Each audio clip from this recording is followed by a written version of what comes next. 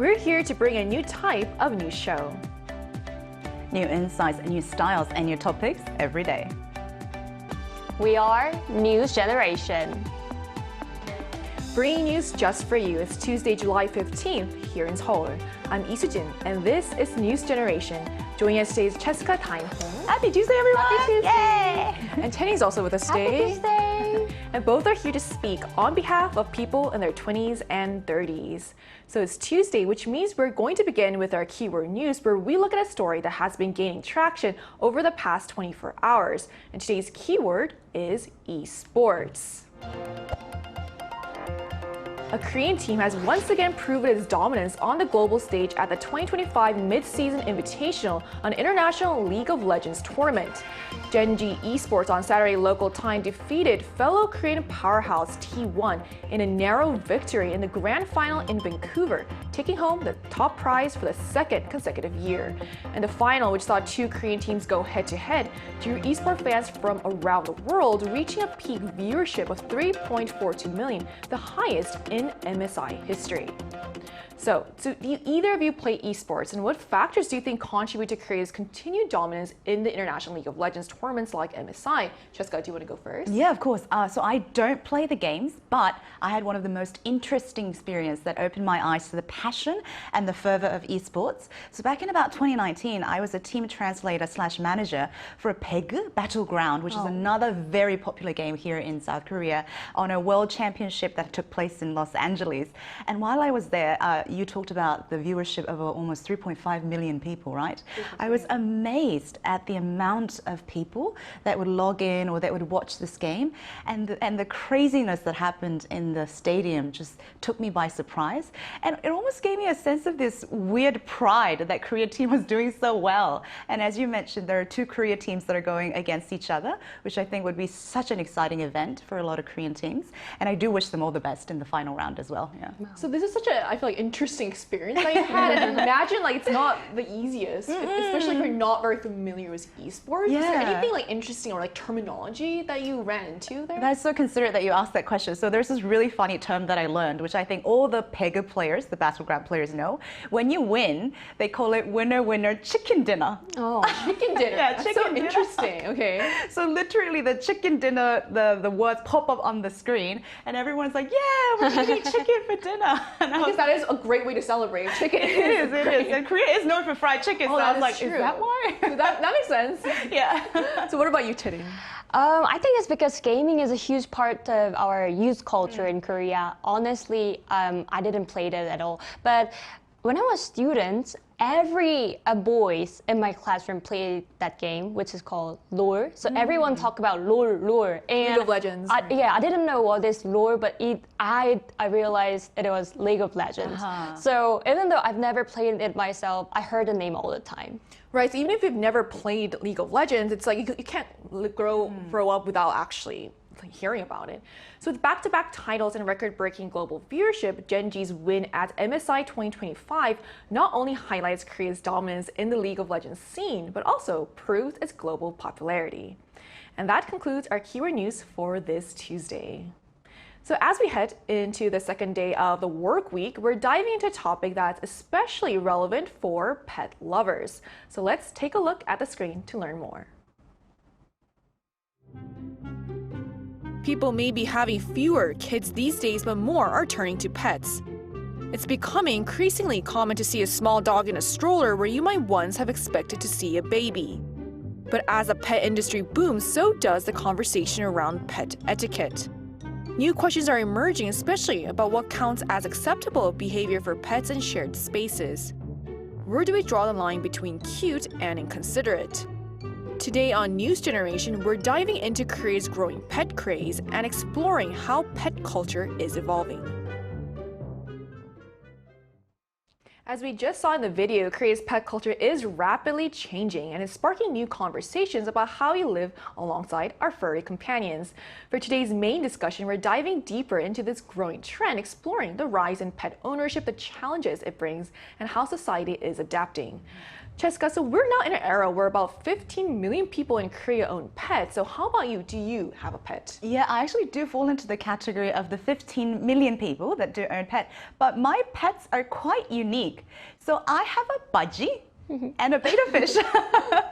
And the common theme in both of the animals, as you can see in the screen, that's my beautiful blue betta fish, and I have a budgie. So the common theme is they're super easy to keep, and they're on the more lower maintenance side compared to a lot of more furry animals. And since I travel very often for work, I sometimes leave my budgie with my grandma. See how proud he is with the puffed chest?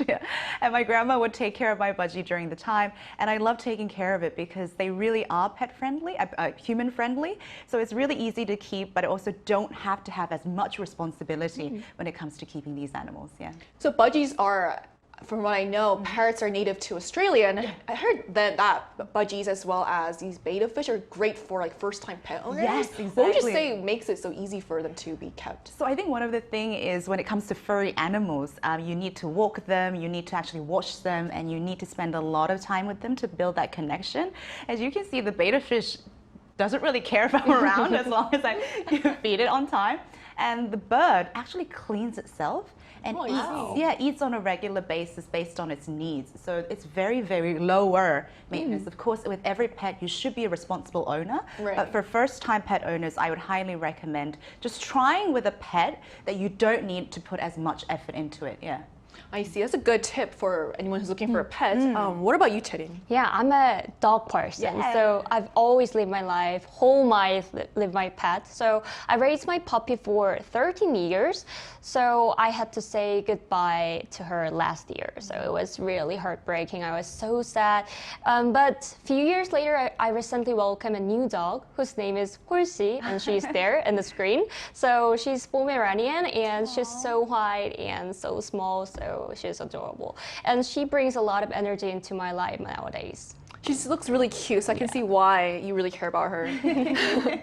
So Cheska, can you give us a quick overview of the current pet ownership trend in Korea? So we do have a lot of growing population, and nearly 30% of South Korea's population now live with its dear companion animals. And this is actually a big rise from just under 20% in 2010.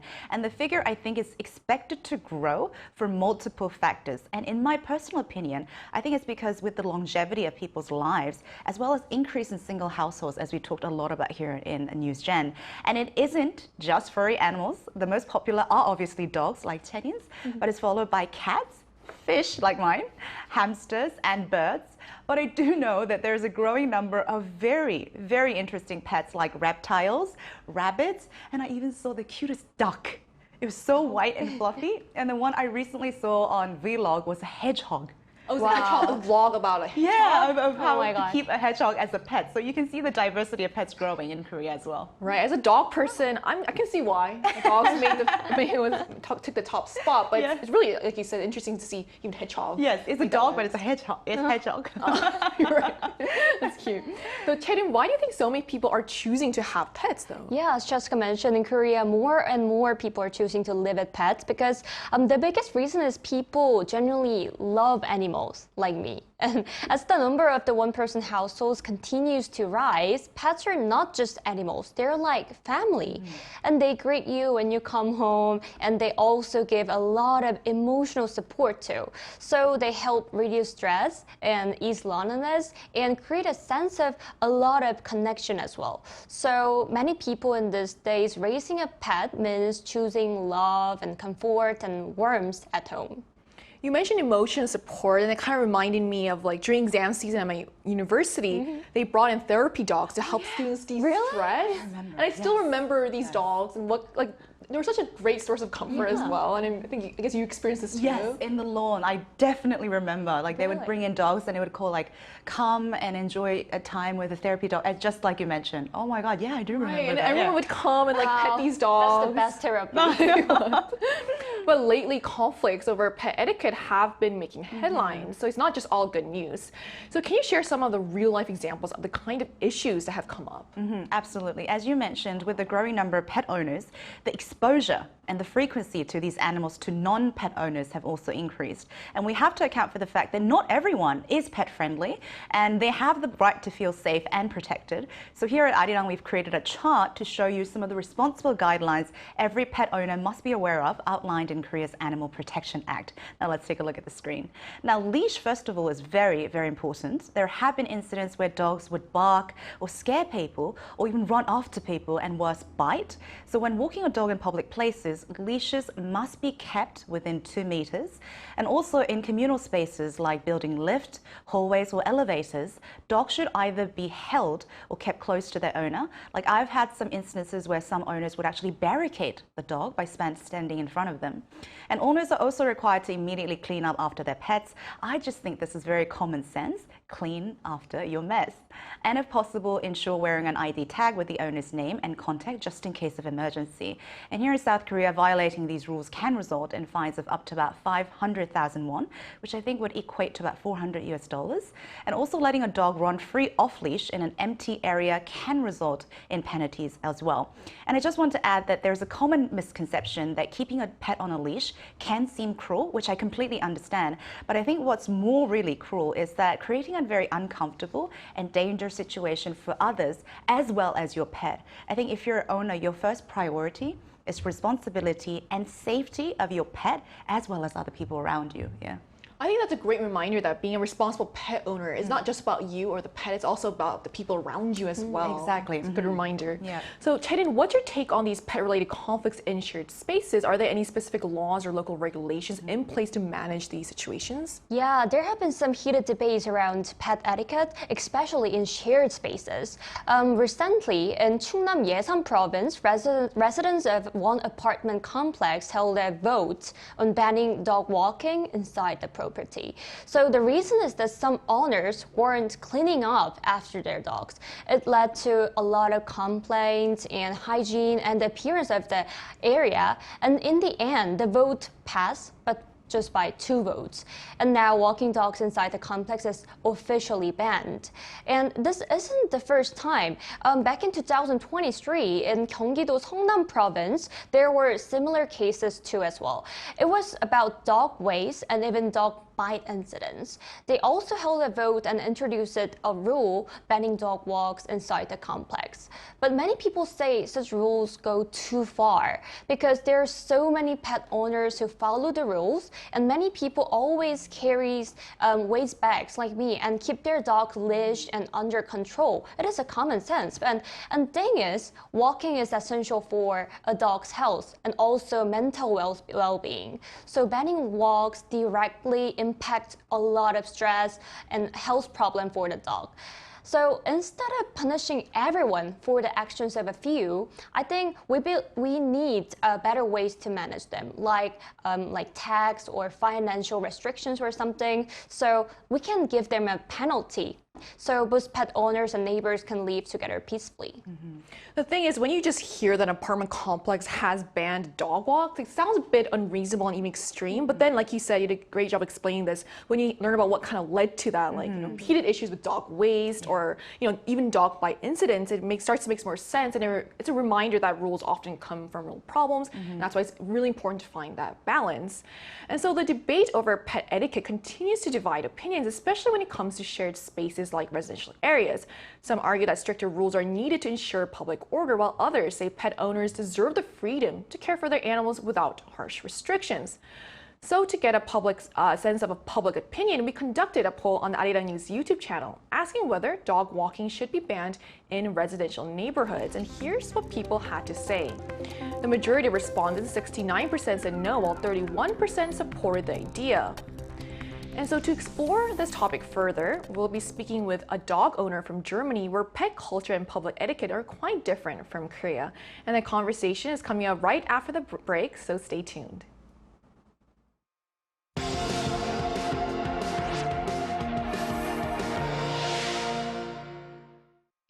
NewsGen wants to hear from you. Go to YouTube and search our channel Arirang News. Click Community and leave a comment down below. Make a new type of news with us. Joining us today is Lisa Duda, a dog owner from Germany. So hi, Lisa. Thanks so much for connecting with us Hello. today. Hello. So can you tell us Thank you for about your having me. pets? Thank you for coming in. So can you tell us about your pets, how long you've had them, and how did they come into your life? So what makes them special to you? Okay, so I had multiple pets before, but right now I only have one, which is my dog, Ori. So I don't have a duck, but he's called duck in Korean. In Germany, I call him Auri because it's too difficult to pronounce. He's 5.5 years old and the Coton de Tulea, so it's a French breed. He came into my life in 2019 after I had like a traumatic event. So I developed an anxiety disorder and I got him kind of like a therapy dog. But that backfired because it turns out that he has autism. So I have to take care of him a lot more than he can take care of me. Yeah, back then I did research for the breed and that I need a small dog and everything like that. And then I applied for him because he's actually a protected breed, so you cannot just adopt him, at least in Europe. And I had to do a character test too before I was allowed to adopt him. And I was actually the only person that applied for him that passed the test. So that's how he came to me. So I think it was kind of like fate and meant to be that we're together. But of course, nowadays, I know a lot more about dogs, and I'm not really happy that I chose to buy a dog instead of adopting. So. Alyssa, you mentioned some of the really interesting points that we want to cover later on, but how common is pet ownership in your country? And we also want to know the pet culture, because you talked about the process of adopting or even buying a pet in your country. And what is the general attitude towards the pets in your country as well? So it's very common. Almost every second household has a pet, which is not only dogs, like you said before, like birds, rabbits, cats are very common as well. And pets are also seen as part of the household or part of the family in Germany. But compared to Korea, they're still seen as animals and not as babies or children. It's more like really like part of the family, but still a different species. And I think the attitude is just like that it's kind of normal to have pets and animals around. So the education about pets and animals in general is a lot higher in Germany. And it's more like we know how to take care of animals a little bit more. There are almost no street cats in Germany and absolutely no street dogs. And every shelter we have is a no-kill shelter, so there's a protection law for that. And I think generally people like to take care of animals and have a connection to animals. And something that is not so usual in Korea is that I know quite a few people that also have horses or share horses with each other. And yeah, and for dog owners, it's a lot more common that they go to puppy school together with their puppy. And the difference between Korea is that in Germany, the dog doesn't get the main education, but the owner. And then the owner has to teach the dog. And in Korea, it's more like you send your puppy to school and they come back educated. Very interesting. Wow, it's really interesting. I should go puppy school too. I should try. So how does your government regulate pet ownership? Like, are there any specific rules or policies in place? Yes, so that's a very interesting topic because Germany, I think, is very different from Korea. So of course we have the animal protection law that takes care of all of it. But as with every law, you have to say that not everyone cares about the law. So of course it's the usual that people take care of animals and that they that they are lawful people, but not everyone. There are a lot of differences to Korea. So there is a 2 walks a day policy in Germany, I think since 2022. So you have to walk your dog. You cannot keep them inside. And actually in Germany, it's super unusual to have dog toilets in the house. And the policy says twice a day for 1 hour, but not everyone has the time or the energy. A lot of people just do like 2 or 3 times a day for like half an hour. And also in Germany, we have a dog registry where your dog needs to be chipped and registered.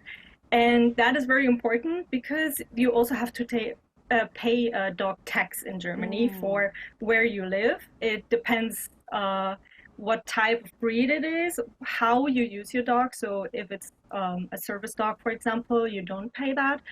And how many dogs you have. It can be quite high. I think up to 500,000 won a year per dog. So it's quite high, but it's very important that you have it. If you don't have it, you can be sued.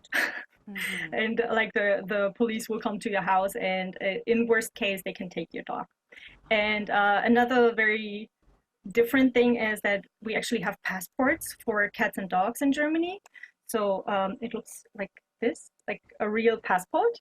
And there you have like several pages, but one, for example, is just like the description of the puppy or the cat that you adopted. And without this, you are not allowed to leave the country. And that is very hard because I live in Korea right now, and it's hard to get it updated in Korea because no one knows what it is. And it's hard to explain to the vet every time, like, oh, you have to fill in that and you have to sign that and give a stamp here. And they're like, wow, this is so complicated. Why do you do that? But if I don't have it, I'm also not allowed to go back to Germany with him. Wow. So I need to have it. And also vaccinations every year is also not mandatory, but very usual in Germany that we have it. And also insurance. Because we're German, for the dog, and if the dog destroys something as well. So that is something that may be interesting for Korea as well, because if your dog bites someone in Germany, the insurance will have to pay that. Or if they destroy something or run into the street and there's a car accident, that's all the insurance. So it's very important to have insurance in Germany. I think that was really enlightening to hear how systemized things are in Germany. So we learned a lot today, thanks to you. So thank you for joining us today. Thank you for having me. Thank you. So we just heard from someone who shared what it's like to raise a pet in a different country, offering a glimpse of how things are done outside of Korea. So to wrap up our discussion today, from your perspective, Cheska, what are some changes or improvements that should be made to pet culture or regulations in Korea? I think Alyssa really opened our eyes to some of the regulations, enforcements, even like having a passport, taxes that have been in place. And I know there are many countries, especially in the Western world, in Europe, that have higher regulations when it comes to mass breeding or sales of pet, as well as having regulations. And I really think becoming a responsible pet owner should have a great system that also supports it, because as much as one should enjoy having time with pet, it should not affect the non-pet owners, and also have the protection for the pet and the animals as well. So I think having these kind of regulations that Alyssa mentioned, and enforcement, high enforcement of penalty, I think is very, very important, because it automatically reminds the pet owners of the responsibility and the weight that they carry when they decide to adopt a life into their lives. Yeah. I think it's really important to think of the different parties that are involved as well, like you said. So what are your thoughts on this, Cherin? Yeah, I think as Alicia mentioned, the idea of the owner go to the pet academy is really a good idea. Right. I think we should try in Korea too. So also I think it's worth considering a pet ownership tax, because the idea is to encourage people to take real responsibility for their animals, not just emotionally, but for financially as well. So in the end, raising a pet is a choice, and it comes with a real responsibility, so we should recognize it. So when you hear the word tax, people might feel a bit hesitant, but at least it pointed out like that it actually helps fund essential animal care and control services, and actually encourages responsible pet ownership. So there are good points to it as well. So as the number of pets continues to grow, it's clear they're becoming a bigger part of our daily lives. But with that comes a need for more thoughtful regulations, not just to protect the well-being of our furry companions, but also to respect the rights and comfort of those who may not feel the same way about animals. So finding that balance is key to building a truly pet-friendly society for everyone.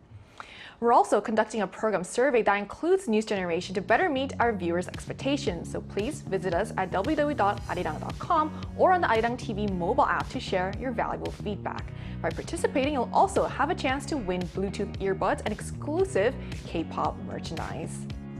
So this brings us to the end of today's episode of News Generation, but News Gen will be back tomorrow at 10:30 a.m. Korea time. A big thanks to Cheska. Pleasure is always mine. Thank you. For coming in, and Cherin. Yeah, happy to have me here.